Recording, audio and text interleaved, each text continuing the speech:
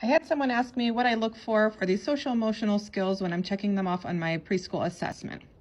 I mark these off mostly on observations. I do make notes here and there, but let's go through these one by one. I have shown interest in learning by participating. So these are the students that are raising their hand, that have their eyes on the teacher, you can tell are really paying attention to what you're teaching.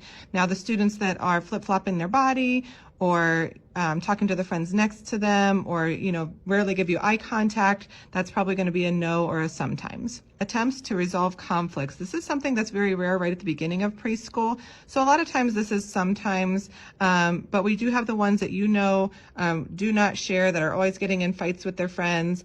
And I will mark no on that because if you're not seeing it, it's important that those parents do know that. Participates in individual and group play. So this is important to note which students are playing together, which students are playing next to each other, but not necessarily together, and who is playing, off on their own. Can clearly express feelings, needs, and opinions. So this is just taking note of their communication style and if they're able to talk to the teacher or their friends about their feelings and needs. Taking turns during activity. This is kind of the sharing skill, and you can kind of instantly know who maybe has a harder time with that.